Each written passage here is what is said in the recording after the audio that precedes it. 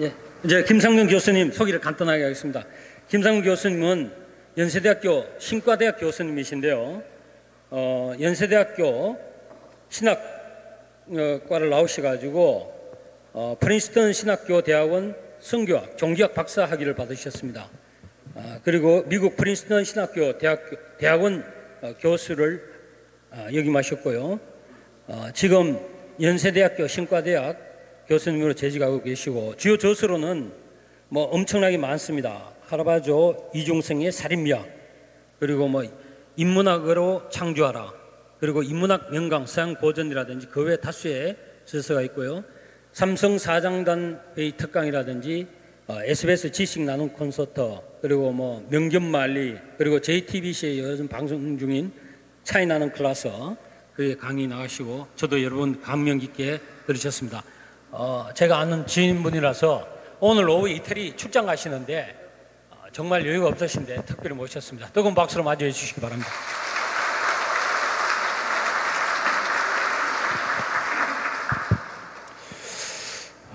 반갑습니다. 안녕하세요. 저는 연세대학교에 있는 김상근 교수입니다. 사실 제가 오늘 이탈리아가 아니고 그리스 출장인데 우리 소단장님께서 꼭 좀 오라고 하셔서 제가 비행기표를 저녁 비행기로 바꾸고 이렇게 왔습니다.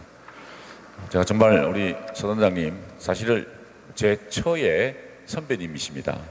그래서 제가 꼼짝을 못합니다. 제 선배님이 같으면 제가 약간 거절을 할 수 있을 것 같은데 제 처의 선배님이시기 때문에 그 약점을 아시고 저를 부르신 것 같아요. 늘 존경하고 또 이렇게 신앙의 공동체 안에서 함께 공부하고 또 생각하고 묵상하시고 기도하시는 여러분 보니까 너무 반갑습니다. 제가 오늘 초청을 받았는데요. 받아서 인문학 강의를 해달라라고 부탁을 받았습니다. 그런데 아무래도 제가 우리 전주교회 교우님들이시기 때문에 일정 부분 천주교의 역사와 연관이 있는 것을 했으면 좋겠다는 생각이 들었습니다. 뭐 다른 내용도 많이 있습니다만은, 그래서 제가 오늘 그 보에티우스라는 사람의 철학의 위안이라는 책을 가지고 한번 여러분하고 생각을 해봤으면 좋겠습니다. 뭐 제가 이거 보니까 공부를 하실 나이는 아닌 것 같아요. 맞아요? 공부를 해서 그 효용성으로 무엇인가를 이룩하실 분은 아니신 것 같고요.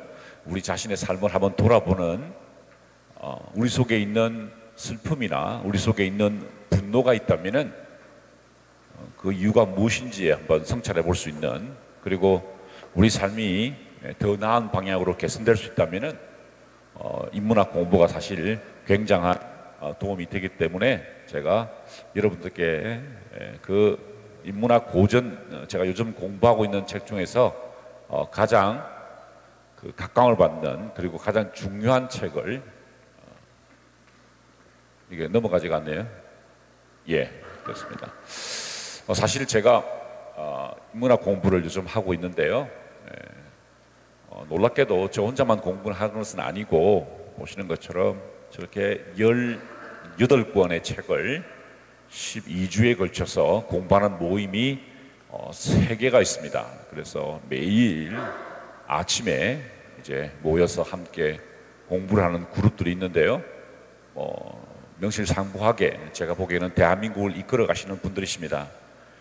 그분들이 3개의 그룹으로 나누어서 화요일, 목요일, 금요일 이렇게 그 3개의 그룹이 각자 1등이 되지 않기 때문에 50명씩 모여서 약 50명씩 모여서 함께 공부하는 모임이 있습니다. 그래서 사실 매일 조찬 공부 모임이 있는데요. 그 중에 저희들 공부하는 책의 중간 부분에 오른쪽에 보시면 철학의 위안이라는 책과 명상록이라는 책이 있죠.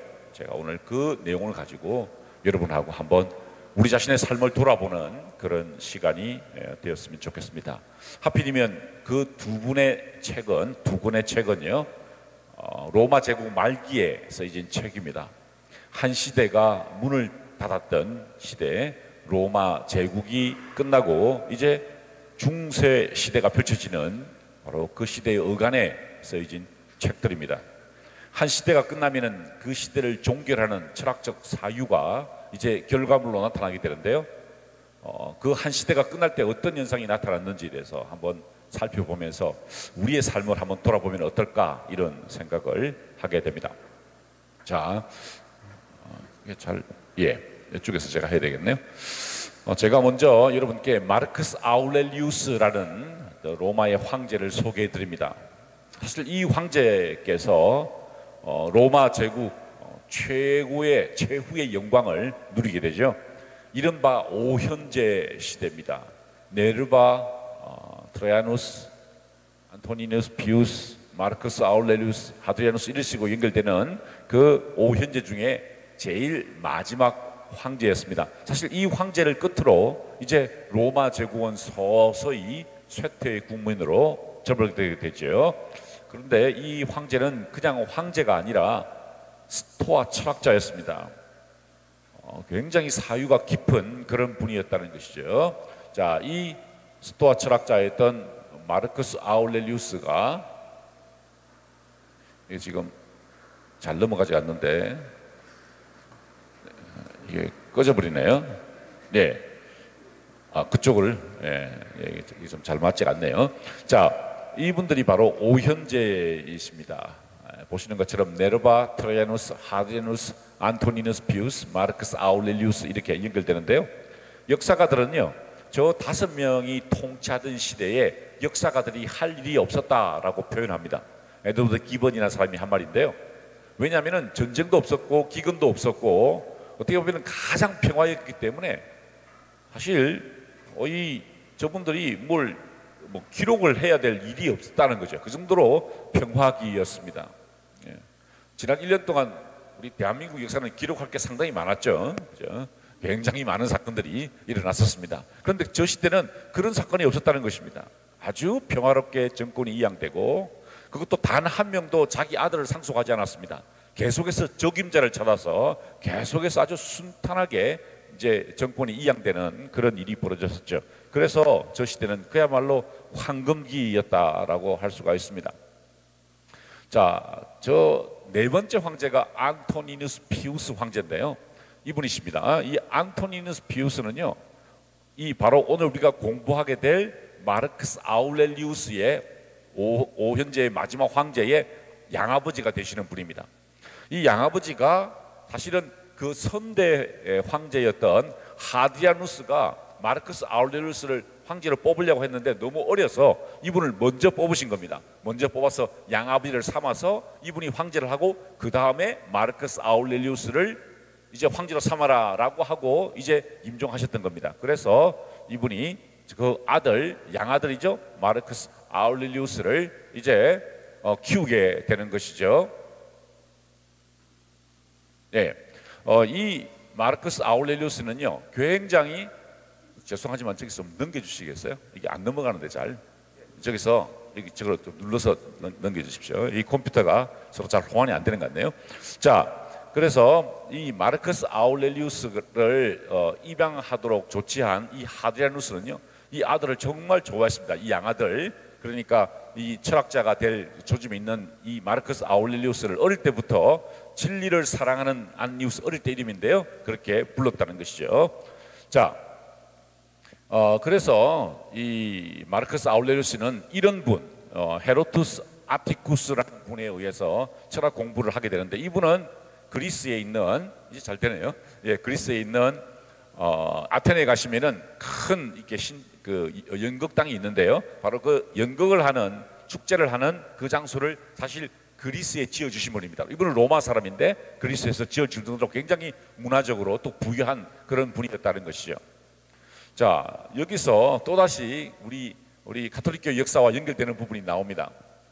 마르크스 아울렐리우스 성은요, 유니우스 루스티쿠스라는 사람이었어요. 이 유니우스 루스티쿠스라는 사람이 로마의 행정관이었는데 최초의 순교자였던 유스티아누스를 심판했던, 바로 재판했던 그분이시기도 하죠. 또 다른 선생님은 누구냐면은 바로 이 에픽테토스라는 분이십니다.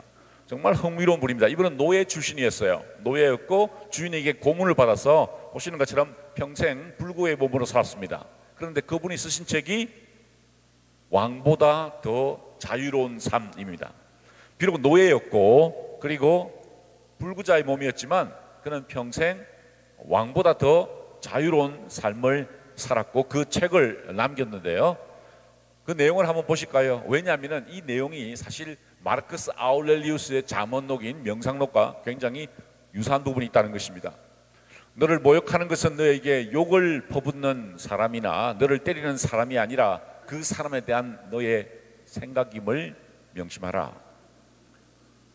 누군가 너를 화나게 할 때 너의 머릿속에 너의 생각이 너를 화나게 하는 것임을 늘 명심하라 라고 이야기를 합니다. 자, 이것이 왕보다 더 자유로운 삶을 쓴 에피텍투스의 잠언인데요. 이런 내용들이 조금만 띄었어요. 예, 이렇게 하면 되겠습니까? 예, 이 소리가 이 성당 이런다 보니 좀 울리네요, 그죠? 그래서 이러한 가르침이 사실 마르크스 아울렐리우스의 이 명상록에 많이 반영되어 있습니다. 자, 이제 본격적으로 이 마르크스 아울렐리우스의 생애를 한번 볼까요? 지금 약간 복잡한 것 같은데요. 걱정하실 거 없습니다. 이것은 그냥 배경 설명을 하기 위해서인 거고요. 이제 본격적으로 그의 잠언을 한번 살펴보게 될 텐데요. 안토니누스 피우스가 사망한 다음에 이분이 이제 드디어 통치를 하게 됩니다. 로마에 가시면은 바로 이 마르크스 아울렐리우스의 동상을 보실 수 있는데요. 오현재 시대의 마지막 황제다라고 제가 말씀을 드렸습니다. 자, 이분은 황제가 되시고 로마 역사상 최초로 공동 황제를 제도를 시행합니다. 자기 동생을 불러서 자기와 함께 로마 제국을 통치하자라고 한 것이죠. 여러분, 권력의 속성은 나누어서는 안 되는 것입니다. 항상 권력은 독점해야만 힘이 생기는 법이죠. 그런데 보십시오.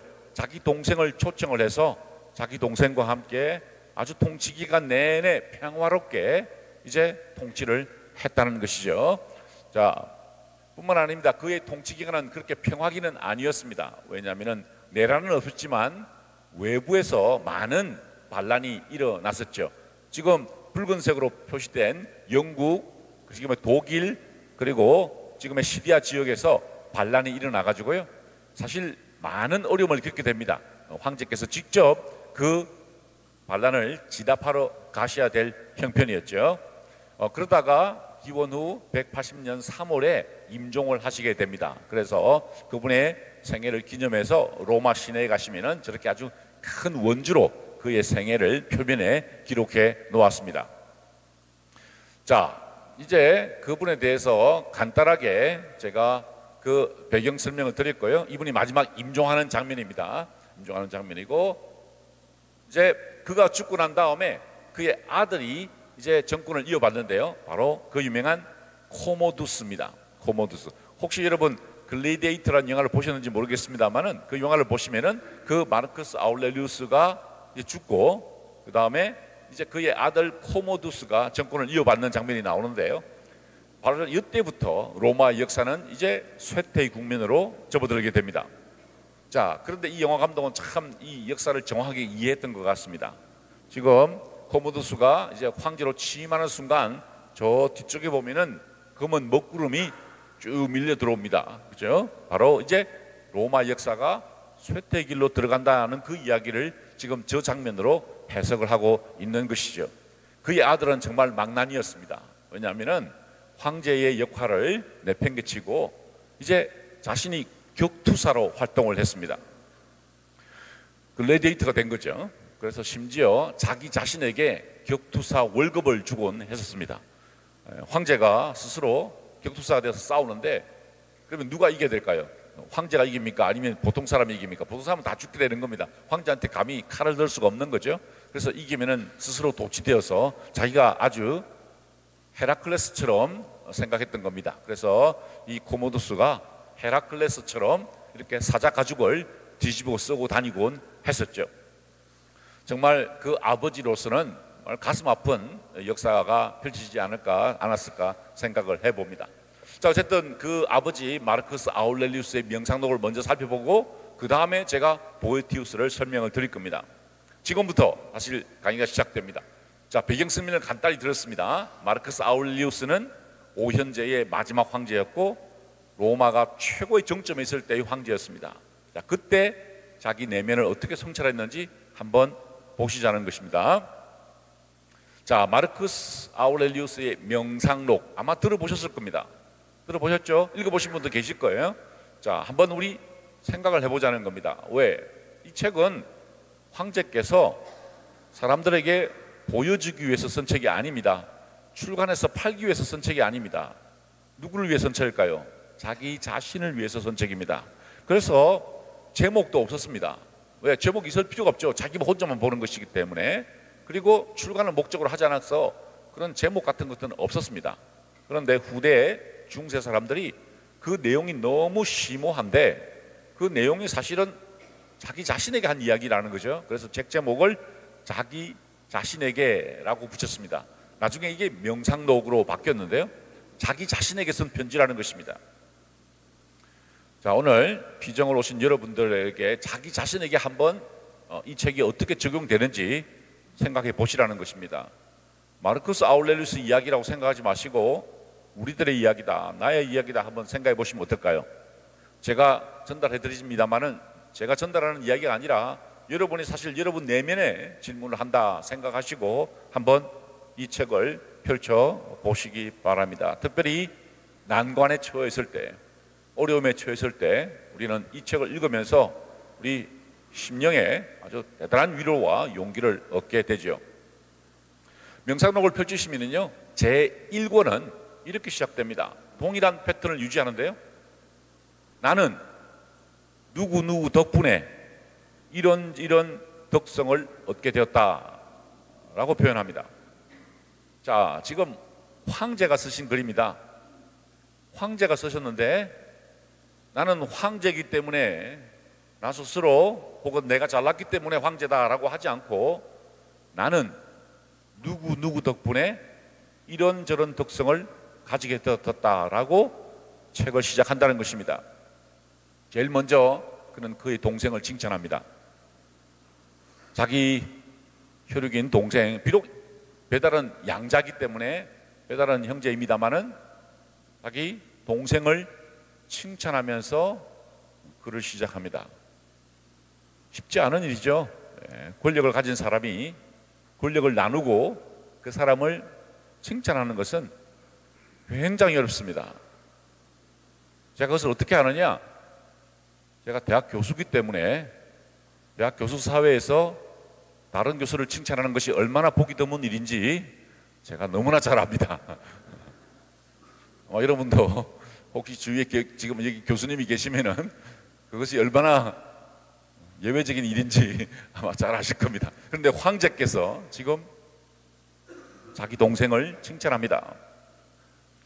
자, 그리고 선생님을 이제 덕분에라고 표현합니다. 루스티쿠스 선생님 덕분에 나는 내 성격을 개선하고 손봐야 한다는 것을 알게 되었고, 공허한 주제로 글을 쓰지 않고 훈계하는 말을 하지 않고 금욕가나 박애주의자인 척 하지 않고 수사학과 시학과 교묘한 말을 멀리하고 자신의 행동을 취소할 듯이 보이기만 하면 나를 화나게 하고 모욕했던 자들과 당장 흔쾌히 화해하고, 책을 읽을 때 정독을 하고 피상적인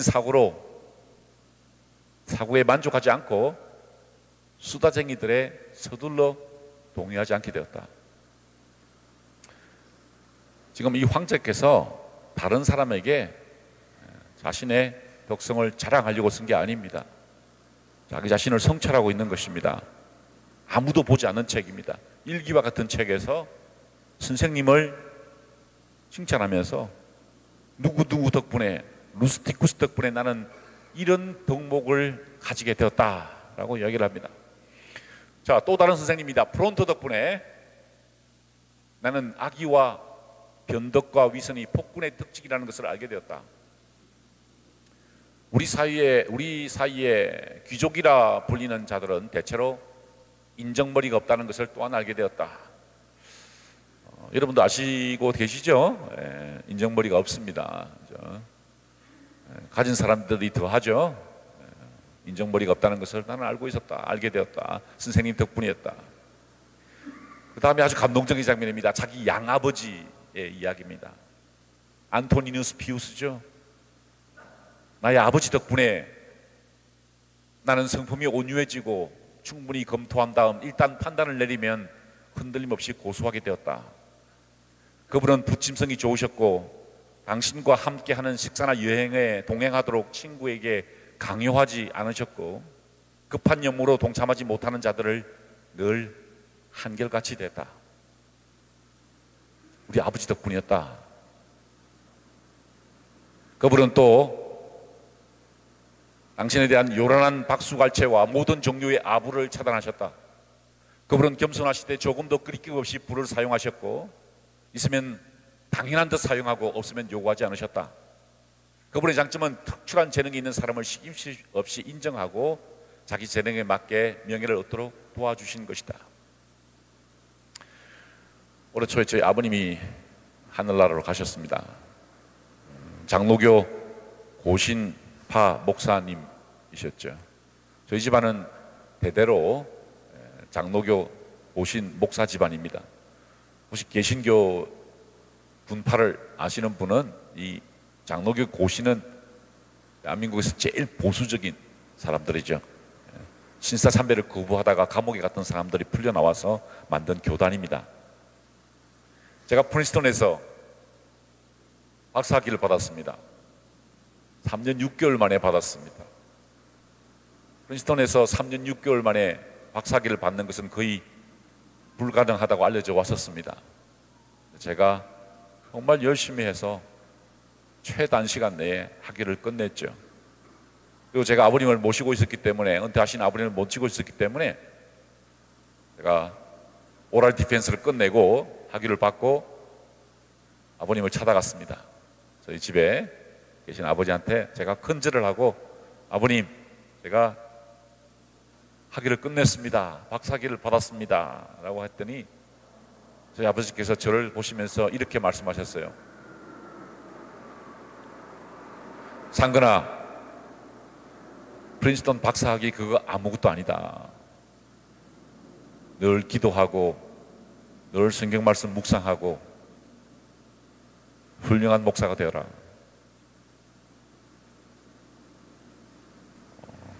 그때 제가 무릎 꿇고 앉아서 펑펑 울었습니다.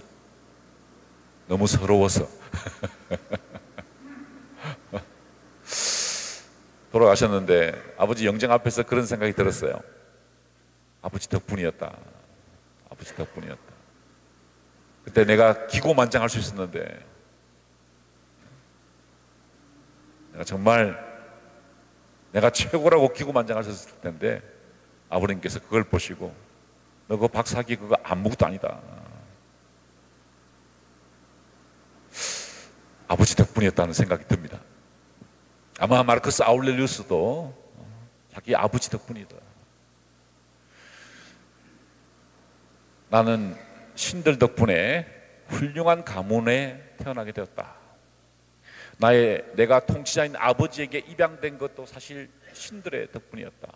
그분은 나의 교만의 삭슬을 억누르시며 궁정에 살면서도 호위대를 거느리고 화려한 의복을 차려입는 따위에 흐레의식이 없어도 지낼 수 있게 만드셨다. 평민들처럼 자신의 행동을 제한해도 그것 때문에 국가의 수장으로서의 직무에 위엄과 권능이 줄어드는 것이 아니라는 것을 깨우쳐 주셨다. 정말 훌륭한 아버지죠. 정말 훌륭한 아버지입니다. 내가 공궁하거나 그 밖에 도움을 필요로 하는 사람들을 도와주고 싶을 때마다 내게는 그럴 여유가 없다는 말을 해본 적이 없다는 것도 신들의 덕분이다. 또 내가 남의 도움을 받아야 할 만큼 비슷한 공경에 처해 본 적이 없는 것도 신들의 덕분이다.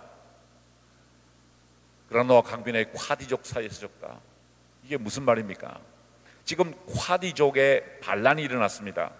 그래서 황제는 그 전투를 낮에 다 수행한 다음에 저녁에 병사들이 다 잠들어 있는 시간에 혼자 숲속을 거니면서 사색을 한 것입니다. 혼자서 사색한 겁니다. 그러면서 사람들이 내게 도움을 달라고 했을 때 내가 도와줄 수 있는 형편이 됐다는 거죠. 왜? 내가 황제니까. 그것은 신들의 덕분이었다는 것입니다. 내가 남들한테 아쉬운 소리 하지 않게 된 것도 그것도 신들 덕분이었다는 겁니다. 내가 잘나서 그런 것이 아니라 다 그것이 신들의 덕분이었다라고 이야기를 합니다. 자, 이 사색기를 혼자서 그릇을 마르커스 아울렐리우스를 한번 생각해 보시기 바랍니다. 다음 날입니다. 날이 새면 너 자신에게 말하라. 오늘 나는 주제넘는 사람을, 배은망덕한 사람을, 교만한 사람을, 음흉한 사람을, 시기심 많은 사람을, 부침성 없는 사람을 만나게 되겠지. 황제가 아침에 일어나서 사람들을 만나기 시작하면 어떤 사람들이 나오냐는 겁니다. 바로 저런 사람들과 내가 만나게 되는 것이 나의 운명이라는 것입니다. 그것이 황제의 일이라는 것이죠. 이렇게 생각하라.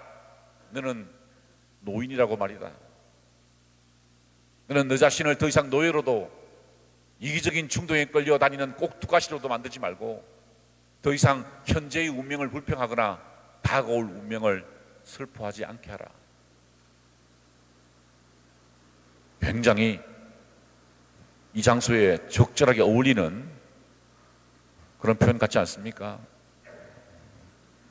현재의 운명을 슬퍼하지도 말고 다가올 운명을 슬퍼하지도 말라. 공동체 이익과 상관이 없다면 남들을 생각하느라 너의 여생을 허비하지 마라. 이 사람이 무슨 생각을 하고 있을까? 왜 그렇게 생각하는 것일까? 이런 생각을 하기 시작하면 정작 내가 해야 할 황제 임무를 하지 못한다는 겁니다. 그러니까 공동체의 이익을 위해서라면 그것을 다른 사람의 어떤 뒷이야기에 좌우되지 말고 묵묵히 그것을 수행하는 것이 황제의 직무다라는 것이죠. 선한 사람이라는 것은 자신이 소박하고 겸손하고 유쾌한 삶을 살고 있다는 것을 아무도 믿지 않아도 어느 누구에게도 화내지 않고 삶의 목표에 이르는 길에서 벗어나지 않는 사람이다. 그런 순결하게 조용하게 떠날 각오를 하고 자신의 운명과 사이좋게 지내며 삶의 목표에 이뤄야 하는 것이다. 조용하게 떠날 준비를 해야 한다. 너는 천년만껏 살 것처럼 행동하지 마라. 죽음이 지척이 있다. 살아있는 동안 할 수 있는 동안에 선한 사람이 되어라. 자기 자신에게 주는 이야기입니다. 남을 교훈하기 위해서 한 이야기가 아니고요.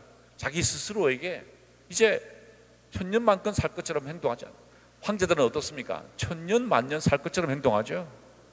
황제의 권력을 잡으면은 이 권력이 천년 만년까지라고 생각하고 그렇게 행동합니다. 그런데 마르커스 아울렐리우스는 그렇지 않겠다는 거죠. 선한 사람으로 살고 싶다. 항상 명심하라. 얼마나 많은 의사들이 환자들 때문에 가끔 눈살을 찌푸린 뒤에 그들은 죽었으며 의사들도 죽는다는 것입니다. 얼마나 많은 점성수사들이 무슨 놀라운 일인 양 남의 죽음을 예언한 뒤에 그도 죽었으며 얼마나 많은 철학자들이 죽음과 불사에 관해서 수없이 토론한 뒤에 죽었냐.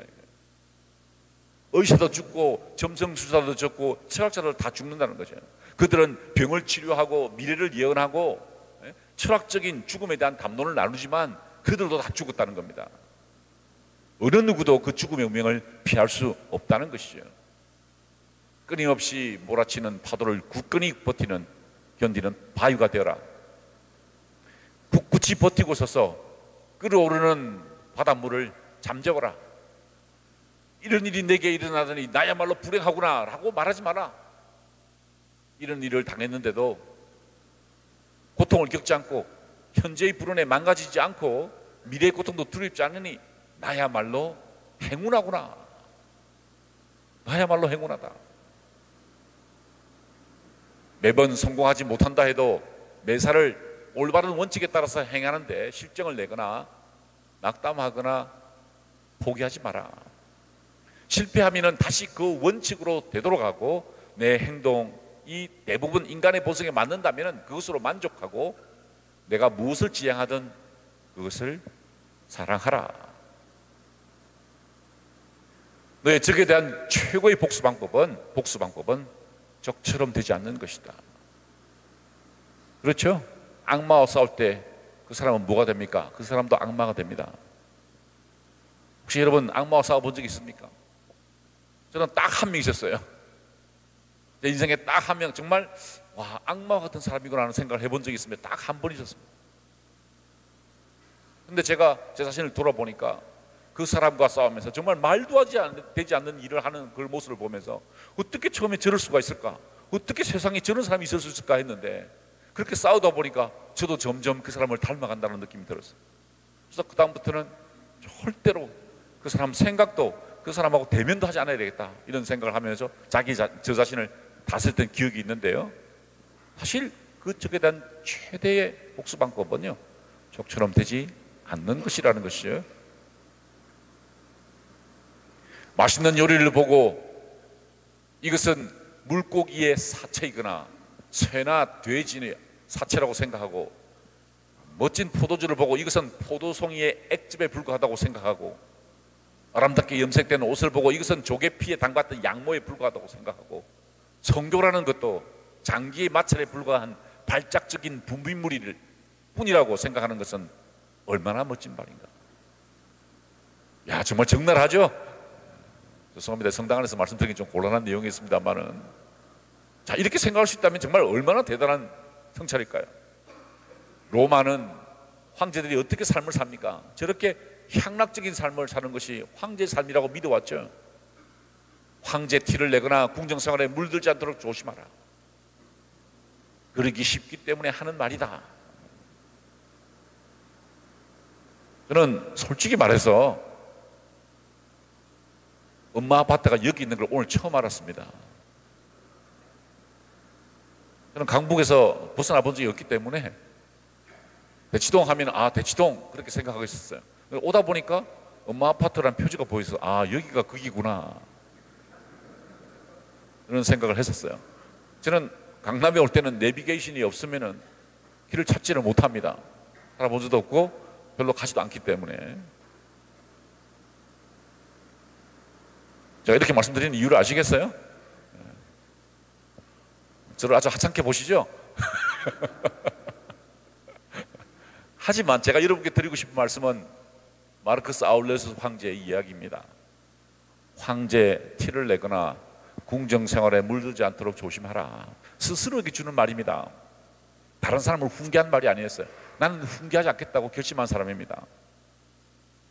그러기 쉽게 하는 말이다. 따라서 늘 소박하고 선하고 순수하고 진지하고 가식 없고 정의를 사랑하고 신을 두려워하고 자비롭고 상냥하고 맡은 바 의무에 대하여 용감한 사람이 되어라. 저는 사람들에게 이른바 종교를 강요하는 사람은 절대로 아닙니다. 절대로 아닙니다. 그런데 제가 노년에 접어드신 분들께는 꼭 그런 조언을 해드립니다. 신앙을 가지십시오. 신앙을 가지십시오. 순주교 신앙 제가 제일 추천합니다.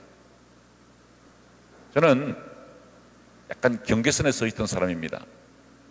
장로교 고신에서 목사의 아들로 태어났지만 개신교 감리교회 목사입니다. 미국 목사입니다. 석사는 힌두교를 공부했고요, 장로교 신학교인 프린스턴 신학대학에서 박사학위를 했는데 그 학위는 천주교의 역사를 공부를 했습니다. 마테오 리치라는 인물을 공부했고요. 아시죠? 마테오 리치? 1583년에 중국에 가서 1610년에 죽었던 예수회 선교사님이시죠? 마테오 리치가 제 박사학위입니다. 참고로 제 아들은 예수회 고등학교를 다녔습니다. 조지타운 프랩이라고요. 제가 의도적으로 제 아들을 예수회 고등학교로 보냈습니다. 예수회는요, 지금 우리 프란체스코 교황님의 수도회죠. 1789년도에 세워진 학교입니다. 조지타운이라는 학교는요, 제 아들이 다니는 학교인데 제가 의도적으로 그 학교를 보냈어요. 제 학교 그 교장 선생님을 만난 적이 있습니다. 그분도 그 학교도 좋은 학교여서 제가 물어봤습니다. 교장 선생님, 우리 예수회 정신으로 설립된 이 명문 조지타운 프랩에서 아이비리그에 몇 명 갑니까? 1년에 몇 명? 제 아들도 보내야 되니까 물어봤어요. 그래도 저를 턱 쳐다보면서 그러시더라고요. 그 신부님이셨는데요, 저한테. 교수님, 저희 학교는 그런 것을 중요하게 생각하지 않습니다. 이게 고도 기숙학교인데 아이빌리그에 몇 명 가는 게 중요하지 않나요? 그랬더니 아니요, 저희들은 이걸 소중하게 여깁니다. 근데 벽을 보니까 이름이 쭉 서 있어요. 이게 어떤 사람들의 이름입니까? 했더니 우리 학교가 미국의 최초의 고등학교 중에 하나인데요, 1789년부터 지금까지 우리 학교를 졸업하고 나라를 위해 싸우다가 죽었던 군인들의 이름입니다 하고 수백 명이 있는 거예요. 6.25 전쟁, 베트남 전쟁, 걸프전, 그 전에 남북 전쟁에도 있어요. 제가 그걸 딱 보고 완전히 머리가 띵 하더라고요. 아, 이게 학교구나. 그래서 제가 그 학교로 제 아들을 보냈습니다. 그러니까 저는 굉장히 다양한 분야의 공부를 한 사람인데요, 제가 늘 그래서 이렇게 노년에 접으신 분들께 이런 조언을 해드립니다. 왜냐하면 정말 우리가 신앙을 가지면 어떻게 됩니까? 이런 삶에 가까이 가게 되죠. 신앙 외에 철학적 사유로 이렇게 갈 수 있을까요? 제가 실험을 많이 해봤는데요, 시도도 많이 해봤는데 잘 안 되더라고요. 그래서 신앙의 힘이 참 중요하다, 그런 생각을 하게 됩니다. 너 자신 속으로 물러가라. 지배적이고 이성적인 부분은 그 본성상 자신의 옳은 행동과 그것이 가져다주는 마음의 평정에 만족한다. 자기 자신에게 돌아가라라는 것입니다. 자, 화가 날 때가 있습니다. 그렇죠? 저나 여러분이나 화를 냅니다. 너에게 무슨 일이 일어나든 똑같은 일을 당할 때 성내고 당황하고 욕하던 자들을 눈앞에 떠올려보라. 화내던 사람들을 기억해보라는 겁니다. 그 사람들 다 어떻게 됐냐는 거예요. 다 갔다는 겁니다. 다 사라졌다는 거죠. 너도 그렇게 되겠냐 이거예요. 너도 그렇게 화내길 거냐 이거예요.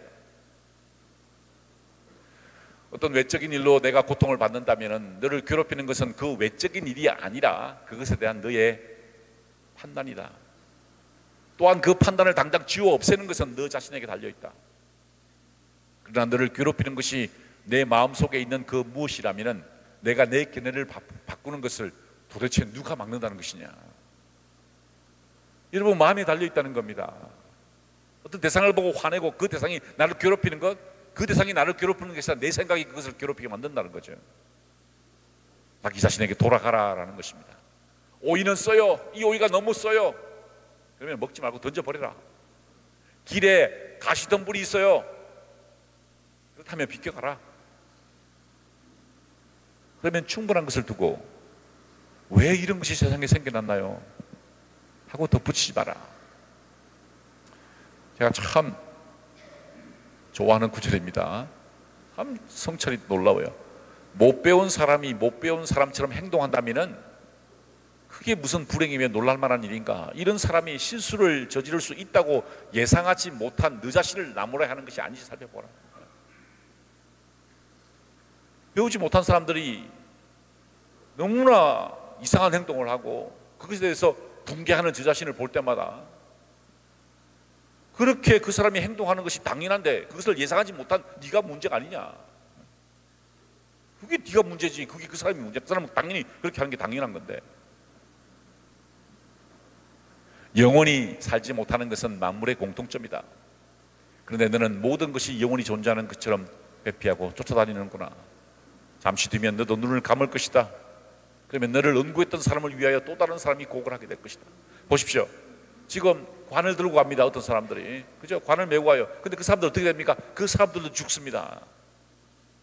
우리 모두 간다는 거죠. 인간들에 대한 내 관계를 염두에 두되 우리는 서로를 위해 태어났다고 생각하자. 그리고 관점을 바꾸고 마치 순양이 양떼를 이끌고 또는 황소가 소떼를 이끌듯 나는 그들을 이끌기 위해 태어났음을 늘 생각하자. 이것이 황제의 책무라는 것입니다. 그것이 나의 책무이기 때문에 그것을 담담히 수행해야 한다는 것이죠. 슬픔이 허약함의 표시이듯이 분노도 허약함의 표시다. 분노하는 것은 결국 내 자신이 허약하다는 것을 드러낸다는 거죠. 강한 사람들은요, 내면이 튼튼한 사람들은 화를 내지 않습니다. 왜? 화를 낼 필요가 없다는 거죠. 내면이 튼튼한데 왜 남에 대해서 화를 냅니까? 마지막 구절입니다. 인생이란 연극을 주관하는 자가 배우를 고용했다가 무대에서 해고하는 것 같아. 하지만 나는 오막이 아니라 산막만 행했을 뿐입니다. 나는 오막까지 더 가고 싶어요. 좋은 표현이다. 그러나 내 인생에서는 산막이 연극 전체인 것이다. 왜냐하면 언제 끝날지 결정하는 것은 너의 연극을 주관한 자의 몫이기 때문이다. 너에게는 책임이 없다. 그러니 호의를 품고 떠나라. 너를 해고한 자도 호의를 품고 있기 때문이다. 담담히 떠나라는 겁니다. 이 지금 시점이 산막이라도 그것이 정해진 것이라면 담담히 받아들이라는 거야. 나는 오막까지 가겠다 그렇게 생각하지 말라는 겁니다. 산막이 우리 인생을 산막으로 결정하신 분의 소관일 뿐이라는 거죠. 자, 이것이 바로 로마 제국 쇠퇴기를 예시했던 마르커스 아울렐리우스의 명상록이었습니다. 이 내용은 남을 위한 것이 아니라 자기 자신을 위한 것이었고, 남을 가르치기 위한 것이 아니라 자기 자신을 돌아보기 위한 것이었습니다. 사실 제가 오늘 여러분들 앞에서 이 강의를 하면서, 이 강의는 제가 여러분들을 위해서 하는 것이 아니라 저를 위해서 하는 것입니다. 저 자신이 저 내용을 가지고 묵상하고 또 기도하고 자신을 돌아볼 수 있게 되기를 바라면서 제가 강의를 해드리는 것인데요, 이제 드디어 로마 제국은 쇠퇴길로 접어들게 됩니다. 이 로마가 쇠퇴길로 접어들었을 때 어떤 일이 벌어졌을까? 향락적인 삶이 펼쳐졌겠죠. 바로 그것 때문에 로마 제국이 멸망의 길로 가게 됩니다.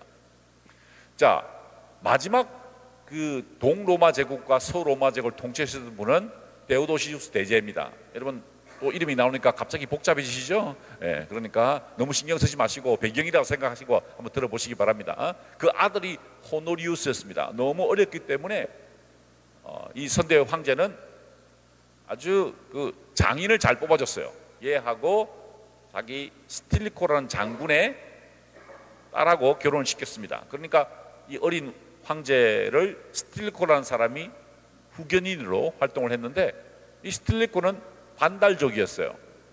로마족이 아니었다는 것입니다. 그래서 궁중의 암투에 휘말려 가지고 스틸리코가 암살당합니다. 그러니까 자기 사위를 보호해 줄 사람이 없었던 거죠. 그래서 결국 이 호노리우스 때부터 로마 제국은 정말 치명적인 쇠퇴의 길로 접어들게 됩니다. 어렸던 호노리우스 황제는 국정을 외면하고, 아니 할 수 있는 능력이 없었기 때문에 궁정 안에서 새 밥이나 주는 그런 역할에 머물러 있었습니다. 바로 이런 공백을 틈타서 북쪽에서 서고도 쪽이 밀려들어오고요, 반달족들이 밀려들어오고, 마침내 서로마 제국이 476년에 붕괴하게 됩니다. 자, 기원전 753년부터 시작되었던 로마 제국은 이제 기원 후 476년에 멸망하게 됩니다. 약 1200년 정도 이어졌던 로마 제국이 이제 문을 닫게 된 것입니다. 물론 동로마 제국은 살아남았죠. 1453년까지 살아남았습니다. 굉장히 오랫동안 살아남았습니다만은 서로마 제국, 지금 우리가 알고 있는 유럽의 패권은 이제 로마가 상실하게 된 거죠. 기원 후 476년의 사건입니다. 자, 오도아케르라는 사람이 이제 나라를 빼앗아 가지고요, 그 황제권을 동로마 제국에 반납을 하고, 자기는 이탈리아 반도 제국이 아닙니다. 이탈리아 왕국의 왕으로 자처하면서 이제 이 사람이 황제가 왕이 된 것이죠. 보십시오. 여기가 오도아케르라고 되어 있죠. 여기가 바로 이제 왕이 되고, 사실 요 동로마 제국이 로마의 주도권을 잡게 됩니다. 자, 이러한 오도아케르를 물리치고 이제 또 나라를 빼앗은 사람이 데오토리쿠스 대제입니다. 데오토리쿠스 대제라는 사람이 이제 그 오도아케르를 물리치고 이제 나라를 차지한 것이죠. 바로 제가 오늘 여러분께 소개해드릴 보에티우스라는 분, 그 철학자가 바로 이 데오토리쿠스 대제의 신하였다는 것입니다. 이 사람이 쓰신 책이 바로 철학의 위안이라는 책입니다. 자, 이 보에티우스라는 사람은요, 대단히 훌륭한 집안의 사람이었습니다. 자기 집안에서 황제가 2명 배출되었고요, 수많은 집정관들이 배출되었습니다. 그래서 로마의 아주 명문가였다는 거죠. 뿐만 아니라 아버지도 집정관이었고요, 자기 자신도 집정관이 됩니다.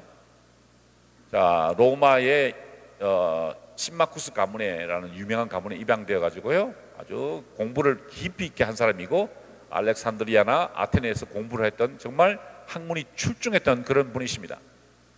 자, 그 분을 바로 이 보에티우스가 집정관으로 사용합니다. 그러니까 왕이 있고요, 그 밑에 통치하는 국무총리쯤이라고 생각하시면 될 것 같습니다. 국무총리 역임했던 그 보에티우스가 있습니다. 그리고 나중에 그 모든 관리들을 감시하고 통제하는 행정총감독을 역임하다가 체포를 당합니다. 왕에게. 그래서 왕에게 체포당해서 이제 감옥에 갇혔다가 사형 선고를 받고 죽게 됩니다. 재밌는 것은 그 같은 해에 이 사람이 체포돼서 감옥에 가던 때에 자기 두 아들들이 또 로마의 집정관이 됩니다. 아이러니죠, 그죠? 아들이 로마 최고의 집정관 자리에 올랐지만 자기는 지금 감옥에 가 있는 겁니다. 아주 억울한 누명을 쓰게 되었어요. 자, 바로 그가 감옥에 갇혀서 사형당한 곳이 파비아입니다. 파비아, 저 북쪽에 있는 조그만 도시인데요, 바로 그곳에서 기원 후 524년에 처형을 당했습니다. 지금 그 동네입니다. 아주 한적한 시골 마을인데요, 저 한적한 시골 마을의 안쪽으로 들어가면은 성당이 조그만한 게 있는데요, 그 성당 안에 바로 그 보에티우스의 무덤이 안치되어 있습니다. 그곳에서 임종을 하게 됐죠. 자, 이분은 어떤 누명을 썼느냐?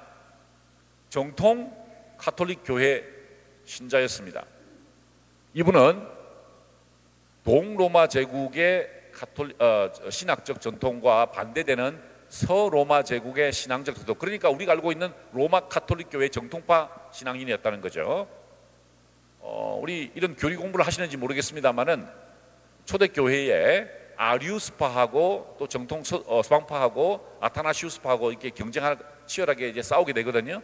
그런데 여기 보이는 이 동로마 제국의 신학적 기조가 아리우스파입니다. 뭐 그것에 설명하기보다는 어쨌든 반성론이라고 그러고 뭐 그런데요. 자, 어쨌든 동로마 제국에 있고요, 황제가 바로 이 동로마 제국의 신앙적 방향을 지지했습니다. 그런데 서로마 제국의 신학적 방향, 그러니까 정통 가톨릭 교회의 신앙적 노선을 따르는 보에티우스가 이제 반란의 연유가 된 겁니다. 왜냐하면 이쪽을 지지한 사람들이 이쪽을 지지한 사람들을 치려고 준비를 했다는 겁니다. 그래서 아주 억울하게 감옥에 갇힌 것이죠. 바로 그 정통파 신앙인이자 당대 최고의 정치가, 그리고 당대 최고의 사상가가 감옥에 갇히게 된 것입니다. 원래 이 사람의 목적은 정치가 아니었습니다. 사실 이 사람의 생애 목표는 철학 공부를 하는 것이었습니다. 보시는 것처럼 아리스토텔레스와 플라톤의 철학을 라틴으로 번역하는 것이 자기의 필생의 사명이었습니다. 자, 플라톤과 아리스토텔레스는 그리스로 썼죠. 그러니까 그리스로 쓴 것을 라틴어로 개념을 바꾼다라는 것입니다. 그것이 나의 소망이라는 것이죠. 그래서 보시는 것처럼 7개의 학문의 영접을 받는 보에티우스라는 사파가 그려져 있습니다. 학문적으로 아주 뛰어난 사람이었다는 거죠. 자, 그런데 이분이 억울한 누명을 쓰고 감옥에 갇혔습니다. 그 감옥에서 쓴 책이 바로 철학의 위안이라는 책입니다. 몰아친 고난으로 인해 노력은 갑자기 나를 찾아왔고 슬픔이 나를 지배하기 시작했다. 나의 머리카락은 때이른 백발이 되었으며 나는 살가죽이 붙어있는 뼈다귀에 지나지 않는다. 이제 감옥에 갇혔습니다. 이제 사형 집행을 기다리고 있습니다. 그곳에서 이제 펜을 들어서 마지막 성찰을 시작하는 것입니다. 사실 이것은 개인의 마지막일 뿐만 아니라 로마 제국의 마지막이기도 합니다. 자, 이 마지막이 끝나고 어떤 일이 벌어집니까? 중세 시대가 펼쳐지죠.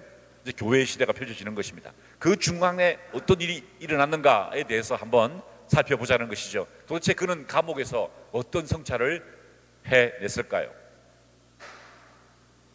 자, 감옥에 있는데요, 정말 외롭게 죽음을 기다리고 있는데 철학의 여신이 등장합니다.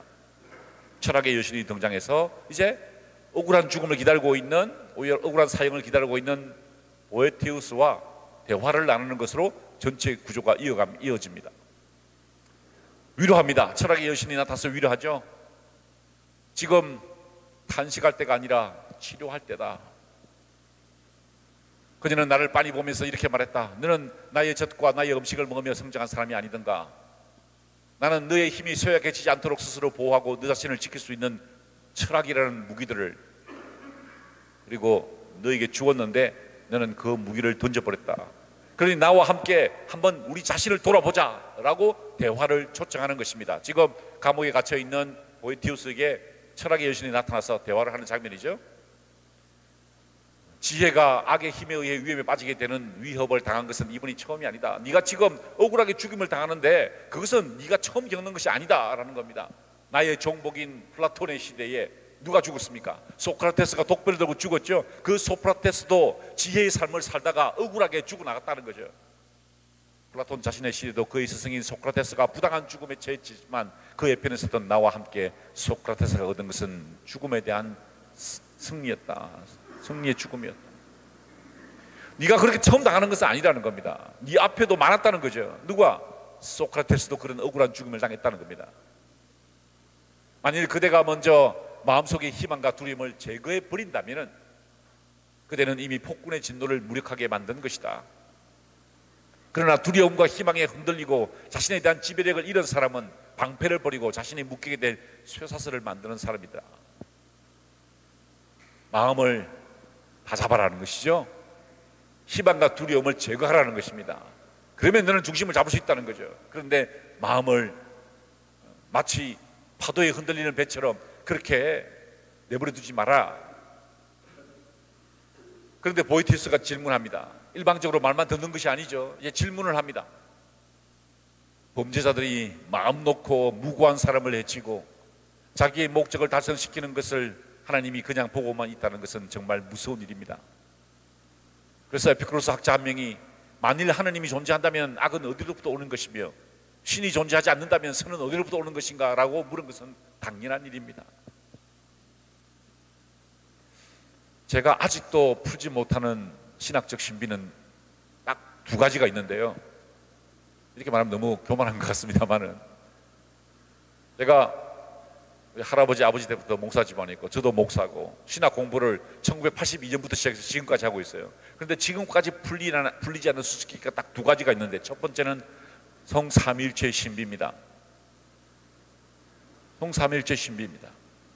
특별히 그 성삼일체로 나타나는 예수 그리스도의 이 땅에 오심, 그것은 정말 풀리지 않는, 제 머리로는 아무리 깊이 생각을 해도 풀리지 않는 수수께끼가 왔습니다. 왜 그럴까요? 어떻게 하나님이 인간이 되십니까? 그럼 어떻게 하나님이 인간이 되시나요? 아니, 우리는 믿음으로 그것을 고백할 수 있습니다. 그런데 아무리 생각해도 정말 그것은 놀라운 신비입니다. 그래서 어떻게 보면 우리 가톨릭 교회에서 그것을 그냥 신비 자체로 받아들이잖아요. 성삼위일체의 신비를 우리는 그대로 받아들입니다. 또 다른 풀리지 않는 수수께끼는 왜 이 땅에 악이 있냐는 문제입니다. 하나님께서 이 세상을 창조하셨다는 것이 저의 신앙 고백입니다. 저는 구속론으로 세상을 보지 않고 창조론으로 세상을 봅니다. 이 세상 모든 것을 하나님이 창조하셨습니다. 난 그거 인정합니다. 그리고 감사하고 찬양합니다. 주 하나님 지으신 모든 세계, 그것을 우르르 볼 때 가슴에 감동이 납니다.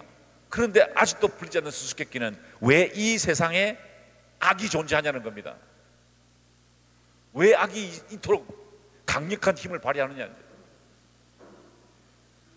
풀리지 않는 수수께끼 때문에 보에티우스도 이것을 질문한 것입니다. 어떻게 범죄자들이 마음 놓고 돌아다니냐는 거야. 마음 놓고. 이 문제를 어떻게 해야 됩니까? 눈물로 얼룩진 너의 모습을 보는 순간 나는 내가 추방의 불행에 빠져 있다는 것을 알았다. 자, 보십시오. 여기서 보에티우스고 이 사람이 이분이 철학의 여신입니다. 그러나 내가 얼마나 멀리 추방되었는지는 너의 말을 듣고서야 비로소 알았다. 하지만 너는 단순히 너의 집에서 멀리 추방된 것이 아니다. 너는 스스로 헤매다 멀리 온 것이다.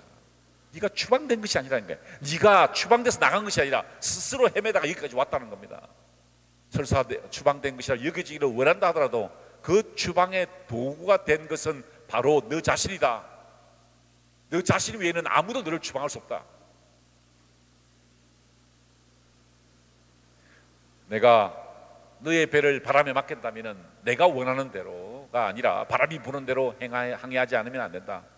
만일 내가 밭에 씨앗을 뿌리는 농부라면 너는 풍류만 있는 것이 아니라 흉년도 있음을 예상할 것이다. 자, 지금 철학의 여신이요, 왜 이 세상에 악이 존재하느냐에 대해서 이제 서서히 답변해 나간다. 이것은 정말 굉장한 신학적 초론이죠.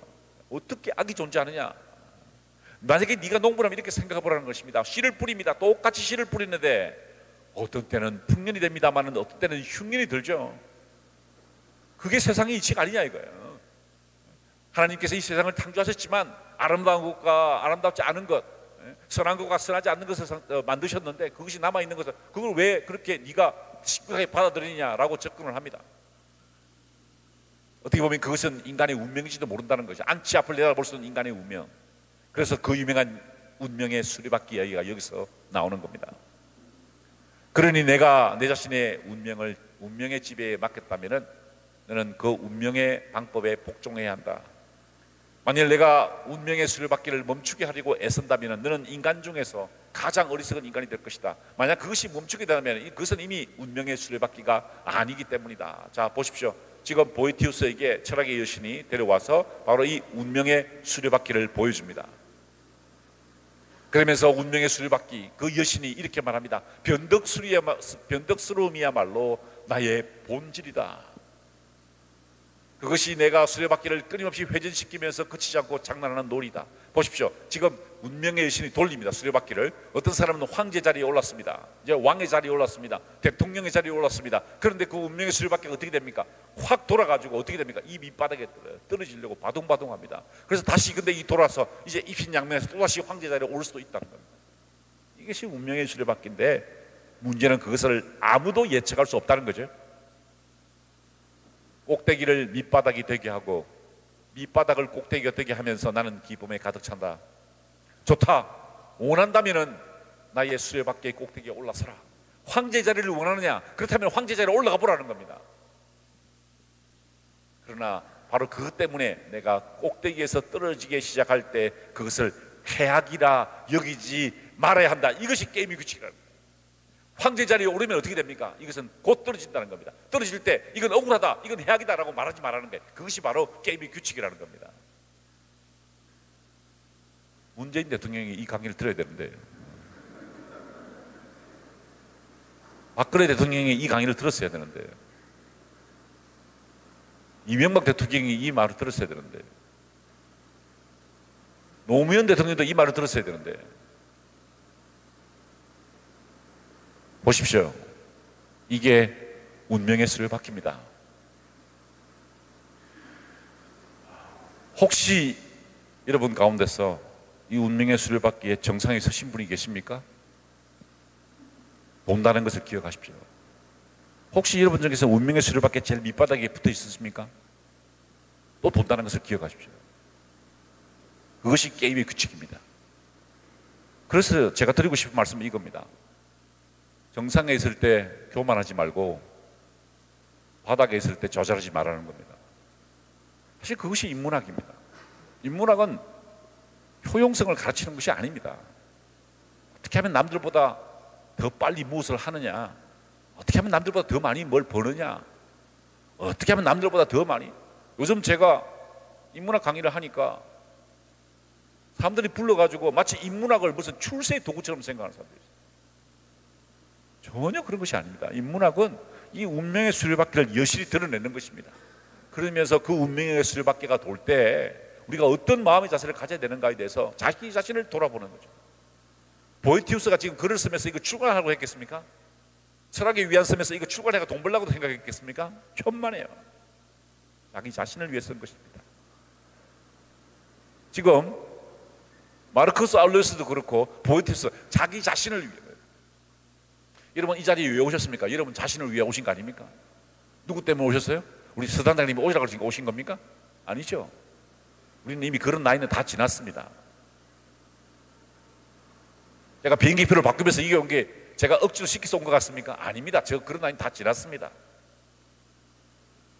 우리 자신을 한번 돌아보자. 한 사람과의 관계성, 그것이 소중함, 운명의 수리바퀴가 돌아갈 때 담담하게 바라보는 것. 하지만 보에티우스는 절규합니다. 네, 좋습니다. 나 그 운명의 수리바퀴 받아들입니다. 그런데 가장 고통스러운 게 무엇입니까? 운명이 주는 불행 중에서 가장 비참한 것은 예전에 행복했다는 것을 기억하는 것입니다. 이야, 내가 옛날에 잘 나갈 때 좋았는데, 내가 옛날에 대학 다닐 때, 아니 첫 출근했을 때, 내가 그 회사 사장일 때, 이야, 내가 그때 좋았는데, 그지? 라고 생각하는 것이 얼마나 고통스럽습니까? 그렇죠? 정말 고통스럽습니다. 운명이 주는 불행 중에서 가장 비참한 것은 예전에 행복했었다는 것이다. 여러분, 이 구절은요 엄청난 파급 효과를 올립니다. 엄청난 영향을 줘요. 왜? 단테 기억나십니까? 단테가 신곡을 썼죠. 그 신곡이 나오는 구절입니다. 단테가 이 책을 뺏긴 겁니다. Nel mezzo del carmine nostra vita mi ritrovai una selva oscura che era dritta via era smarrita. 단테 신곡 제1장 1절입니다. 이런 것을 외우면 보통 다른 데서는 박수를 치는데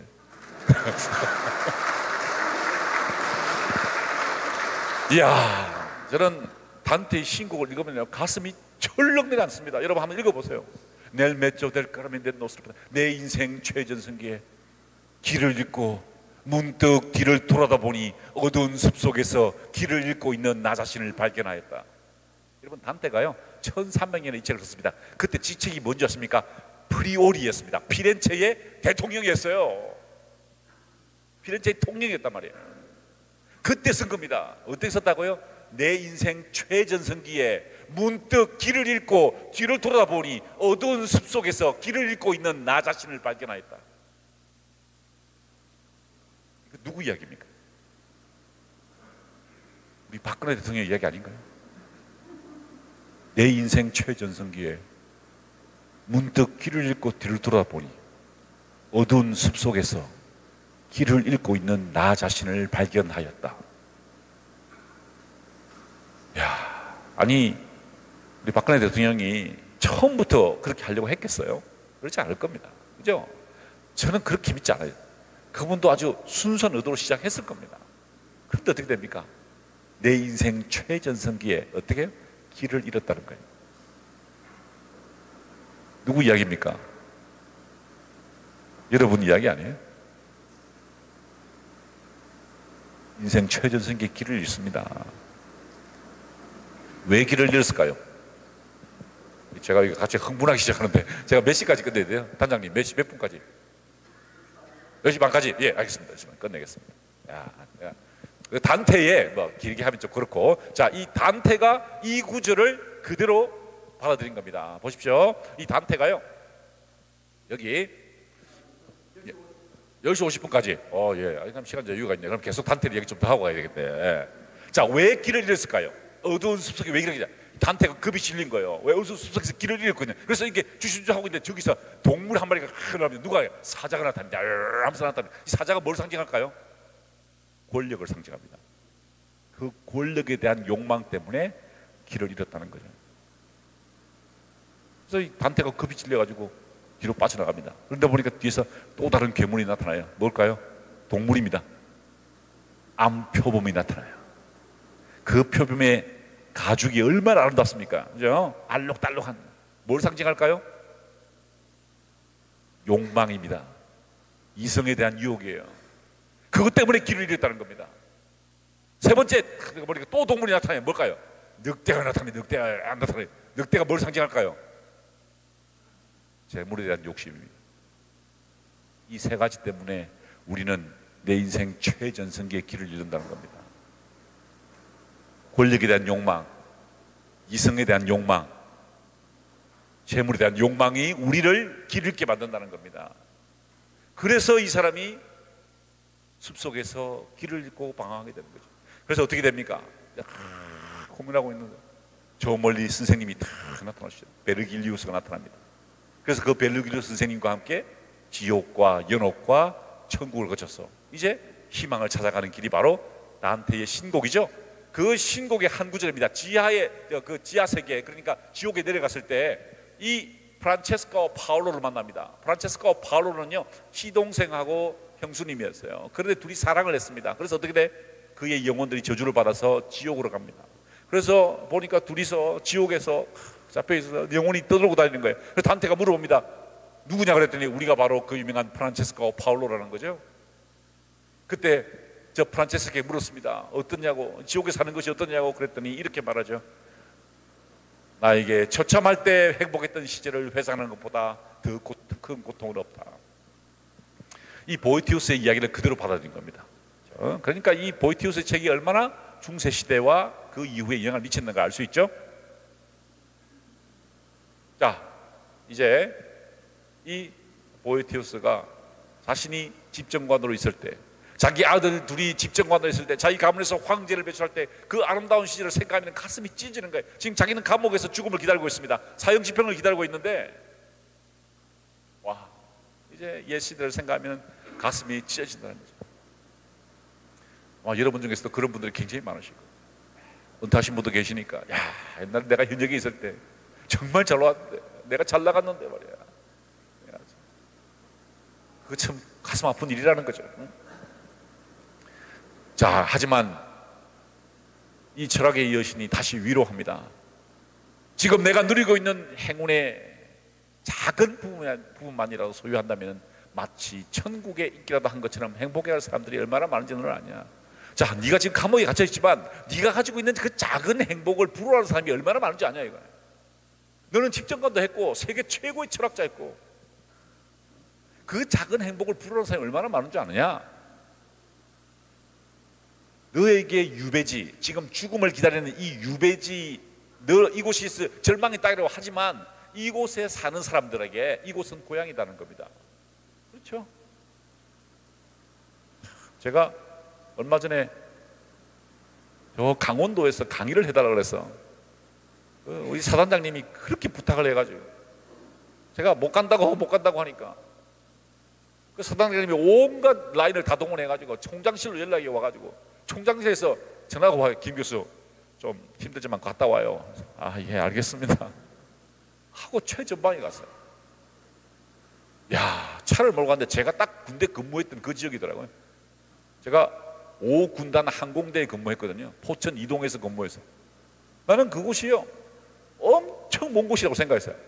진짜 오지 중에 오지라고 생각했어요. 왜 군대 저 논산에 가서 기차 타고 들어가고 그러잖아요. 그러니까 굉장히 먼 곳이야. 최전방인 줄 알았어요 저는. 이번에 가보니까 포천 이동 막걸리 먹고 뭐 그런 데도만요. 예? 포천 이동 그 막걸리 이동 막걸리 먹는 거기도만 이동 갈비 이런 거 먹는 데도만 사람들이 바글바글해요. 관광객들이 많아. 나는 그때 군대 다닐 때는 여기가 야 정말 오지라고 생각했다 이거예요. 이게 최전방이구나. 이거 나 여기서 이제 군대 생활을 하고 진짜 이 시골에서 나 죽는구나 이렇게 생각했는데 지금 가보니까 사람들 놀러 가는데 보십시오. 이 지금 감옥에 갇혀 있어요. 이 북부지방 포비아 지방 지금 감옥에 갇혀서 죽을 지역인데 여기 다른 사람들 파비아 사람들 이 고향인 거예요. 고향. 우리 생각에 달렸다는 겁니다. 우리 생각에 달렸다.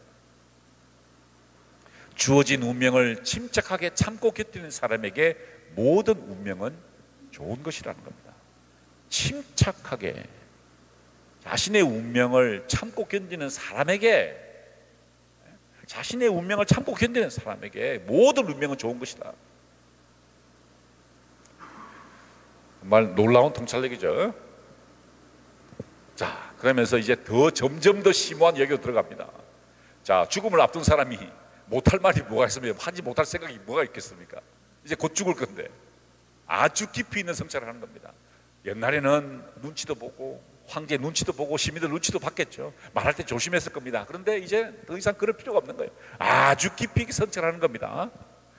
행운보다 불행이 인간에게 더 유익하다. 야, 이런 역설이 어디 있습니까?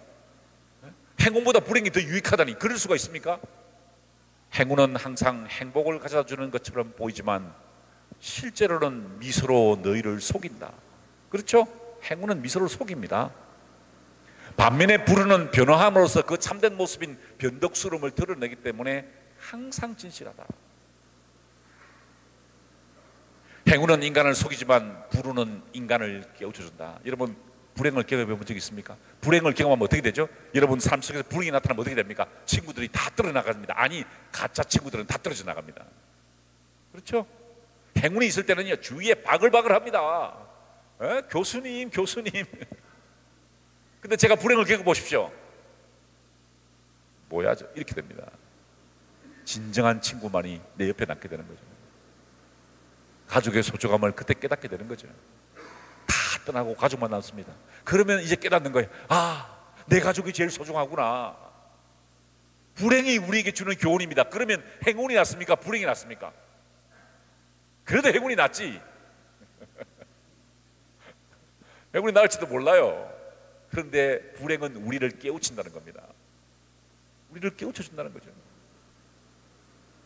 행운은 그럴듯한 재물을 보여줌으로써 그것을 누리는 사람들의 정신을 노예로 만듭니다. 그렇죠? 이야, 제가 대한민국의 부자들 많이 합니다. 대한민국의 부자들을 많이 알고, 오늘 저녁에도 그런 부자다라고 합니다. 그런 부자다라고 그리스에 가서 토론하고 같이 대화하고 같이 시간을 보내면서 진짜 대한민국의 제일 부자들을 제가 많이 합니다. 근데 그 사람들 중에서 행복한 사람이 있을까? 이야, 제가요, 여러분이 잘 아시는 어느 재벌의 아들하고 같이 여행을 한 적이 있어요. 신문에 다 나온 사람이 누구나 말 안 되겠어요. 얘가 중학교 3학년이었어요. 베네치아에서 둘이서 뛰었습니다. 아침에 일어나가지고 막 뛰었어요. 그래서 이제 그 리알토 다리까지 갔다가 호텔로 돌아오는 길에 제가 그냥 커피 한잔 마시면서 천천히 걸어가면서 이야기를 했습니다. 그래, 어때? 그랬더니, 교수님, 저는요, 우리 아버지가요, 이제 저한테 그룹 승계해주면은요, 그거 다 팔아버릴 거예요. 왜 팔아, 그걸? 다 팔아가지고 은행에 넣어가지고요, 그거 이자 가지고 먹고 살 거예요. 중학교 3학년이. 야, 너 왜 그렇게 생각해? 그랬더니, 저는 자신 없어요. 우리 아버지처럼 할 자신이 없어요. 저는요, 가끔 회사에 가서 아버지 보러 갔다가 전문 경영인 보면은 다리가 후들후들 떨린대. 눈초리를 보면은 다리가 후들후들 떨린대. 왜 후들후들 떨리냐? 자기가 상상해 본다는 거예요. 회의를 하는데 자기는 이제 대학 졸업하고 그룹 회장이 되었어. 근데 전문 경영인들은 나이 60대는 할아버지들이, 죄송합니다, 할아버지는 아니고, 경험이 많으신 분들이, 저도 곧 그렇게 됐기 때문에 그렇게 말하면 안 되죠. 전문 경영인들이 딱 쳐다본다는 거예요. 그래서 내가 무슨 말 하면은, 그게 아닙니다 라고 말하면 자기 뭐가 됐냐는 거예요. 다리가 후두둑 떨린대. 내가, 너 솔직하게 이야기해. 그게 두려운 게 아니지? 너 날 속이지 말고 솔직하게 말해. 그랬더니 가만히 했더니, 예, 교수님, 저는 두려운 게 또 있어요. 뭐야? 솔직히 말해봐. 우리 아버지가 겁나요. 이야, 중학교 3학년이. 여러분, 그 마음의 고통을 아십니까? 자기 아버지가 두렵다는 거예요. 자기 아버지한테 잘못 보이면 자기는 한 칸 나가. 근데 민근아, 너 내가 나중에 내가 가르쳐 줄게. 그래서 내가 니를 데리고 지금 공부하고 있는 거야. 이렇게 회의를 할 때 이렇게 하면 돼. 말하지 마. 눈을 딱 들고 가만히 있어. 눈만 딱 째려봐. 누가 말하면은 가만히 쳐다보고 있어. 이렇게. 절대 말하지 마. 그러면 네 임무는 다 하는 거야. 그렇게 하는 사람도 있어요, 실제로. 누구라고 얘기를 하지 않겠지만, 아마 여러분 잘 아시는 분이 말하지 않아요. 안디 헤레이. 딱 한마디 한다고 그러죠. 아시죠? 그 얘기 유명하죠? 다 4시간 동안 회의를 하는데, 그래서 그 전문 경영인들이 기저귀 차고 들어간다 그러죠? 들어보셨어요? 4시간 동안 회의하고 있는데 나가면 어떻게 돼? 기저귀 차고 들어간다 그러잖아요. 아무것도 안 먹고 물도 안 먹고. 근데 그분 4시간 동안 회의 다 끝난 다음에 딱 한마디, 난디 하레이. 너도 그렇게 하면 돼. 자, 여러분, 이게 행복입니까? 한번 생각해 보세요. 여러분, 그게 행복한 사람입니까? 지도자는요, 리더가 된다는 것은요, 그 운명의 수료받게 정상에 선다는 것은 정말 어려운 겁니다. 반면에 부르는 행복이라는 것이 얼마나 깨지기 쉬운 것인가를 알게 해줌으로써 우리를 해방시켜 준다는 거죠. 자, 우리가 불행에 빠지면 어떻게 됩니까? 야, 옛날에 행복했던 거 그거 다 헛된 것이었구나. 그렇죠? 옛날에 다 헛된 것. 옛날에 그거 좋다고 그냥 막 가서 그냥 부어라 마셔라 뭐 어쩌고 저쩌고. 그 지금 생각은 뭐예요? 아이고, 다 헛된 거야. 이거 지금 공감하시는 분들은 젊었을 때 굉장히 멋진 삶을 사신 것 같아요. 예. 지금 돌이켜 보면은 별 의미가 없어요. 자, 거짓된 행복을 추구한 사람들의 어떤 결과가 있을까요? 만일 돈을 긁어 모으려고 한다면 강제로 빼앗아야 할 것이며, 고위직에 오르기를 원한다면 그 자리를 내어주는 사람 앞에서 굽신거려야 할 것이며, 지금 이런 일이 많이 벌어지고 있죠. 남들보다 높은 명성을 원한다면 너는 국을 함으로써 너 자신을 값싸고 비굴한 존재로 만들어야 한다. 만약 권력을 원한다면 너는 부하들의 음모에 너 자신을 맡기고 위험한 모험을 감행해야 할 것이다. 권력의 속성이 그렇지 않습니까? 다음 사람이 다시 권력을 잡으려고 합니다. 그러면 그 권력을 경계해야 되죠. 그 도발을 경계해야 됩니다. 만일 쾌락적인 삶을 살아가기로 결심했다면 너를 무가치하고 뜻없는 육체의 노예라고 조소하고 경멸하지 않을 사람은 하나도 없다 하는 것입니다. 그게 뭐라고? 발작적인 분비에 불과한 것을. 3권에서 이제 드디어 신학적 결론이 나옵니다. 참된 행복은 하나님의 속성일 뿐이라는 겁니다. 오직 그분의 속성이에요. 진정한 행복은 하나님께 속하고 그 하나님 자체가 행복 그 자체입니다. 따라서 오직 하나님의 도움으로만 인간은 참된 행복을 누릴 수 있다. 개신교에서는 이럴 때는 아멘 이렇게 하는데 자, 그런데 아직 풀리지 않습니다. 이제 마지막 하이라이트입니다. 그냥 끝나지 않아요. 아주 심각한 문제가 있습니다. 보이티우스가 아직도 풀리지 않은 수수께끼를 제기합니다. 나의 슬픔의 가장 큰 이유는 세계를 인도하는 선한 교타수가 하느님이 계심에도 불구하고 악이 징벌당하지 않고 묵과된다는 사실입니다. 그보다 더 놀라운 일도 있습니다. 그것은 사악함이 지배하고 번성할 때 선하고 덕을 쌓는 사람은 보상받지 못할 뿐 아니라 심지어 사악한 자들의 발 아래 짓밟히고 악이 받아야 할 처벌 대신 선이 대신 받는다는 사실입니다. 이제 끝을 냅니다. 드디어 이제 마지막인데요, 이 보이티우스가 철학의 여신과 대화를 하면서 마지막을 이제 대미를 장식합니다. 자, 이런 역경 가운데서도, 그런 어려움 가운데서도 너는 3명의 위인을 본받아라. 첫 번째 인물은 아가멤논, 두 번째 인물은 오디세우스, 세 번째 인물은 헤라클레스입니다. 이 3명의 인물을 마지막에 제시하고 책이 끝납니다. 저 사람의 삶을 따라가라는 겁니다. 자, 아가멤논이 누굴까요? 미케네의 왕이었습니다. 트로이 전쟁을 일으킨 사람이죠. 자, 그리스 연합군을 데리고 이제 트로이에 가서 전쟁을 해야 됩니다. 그래서 군대를 이끌고 나가려고 하는데 배를 타고 가야 되는데 바람이 안 부는 거예요. 배가 불어야지 트로이까지 갈 거 아닙니까? 그래서 고민하고 있는데 하늘에서 음성이 들렸습니다. 네가 가장 사랑하는 것을 바쳐라. 아버지가 제일 사랑하는 게 뭘까요? 자기 딸이죠, 그죠? 자기 딸을 바치는 겁니다. 보십시오. 자기 딸 이피게니아를 희생 제물로 바칩니다. 그래서 배가 떠나게 되죠.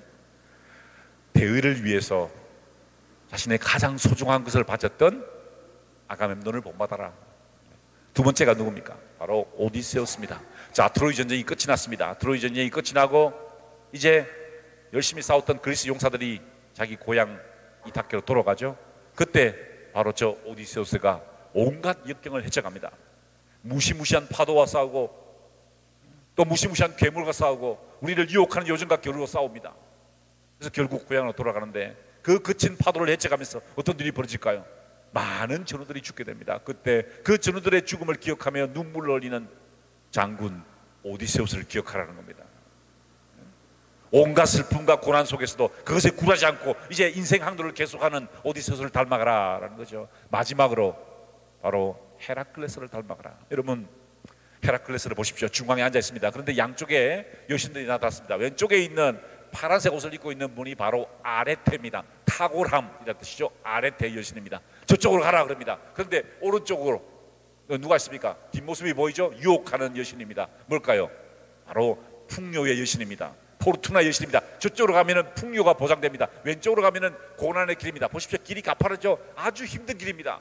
저쪽으로 갈 것이냐, 아니면 저렇게 풍요로운 아름다움이 있고 저렇게 도박 도구가 있고 이렇게 사치가 있는 저곳으로 갈 것이냐 선택하라는 거죠. 그때 헤라클레스는 어떤 길을 선택합니까? 고난의 길을 선택하게 되죠. 그 고난의 길을 걸어갔던 헤라클레스를 본받아서 이제 앞으로 전진하라라는 것입니다. 탁월함을 추구하며 살아라는 겁니다. 마지막 순간까지, 세계의 마지막 순간까지 탁월함. 자, 이제 보에티우스는 얼마 남지 않았어요. 이제 곧 죽게 됩니다. 하지만 그 최후의 순간까지 탁월함을 추구하는 삶을, 그것이 고난의 길이라도, 그것이 어려움의 길이라도 12가지 과업을 수행했던 헤라클레스를 본받아서 그 험난한 길을 걸어가라. 제가 여러분에게 드리는 마지막 말씀이고요, 이 보에티우스가 우리들에게 주는 마지막 이야기입니다. 그대의 강한 자들이여 이제 가라. 위대한 본보기가 인도하는 숭고한 길로. 어찌하여 망설이는가? 어찌하여 숭고한 길로부터 등을 돌리는가? 지상의 것들을 뛰어넘어야만 별들이 주어지는 법이다. 이 지상의 것들을 뛰어넘었을 때 우리에게 하늘의 영광이 주어진다는 것이죠. 별이 빛나게 된다는 것입니다. 숭고한 길로 하십시오. 고난의 길이지만 그 길은 숭고한 길입니다. 숭고한 길은 고난의 길이죠. 그 길로 걸어가라. 그래야만 우리에게 바로 이 세상을 뛰어넘어서 빛나는 창공의 영광, 빛나는 별이 우리를 기다리고 있을 것이고 그분의 품이 우리를 기다리고 있을 것이라는 것입니다. 이것으로 제 강의를 모두 마치겠습니다. 감사합니다.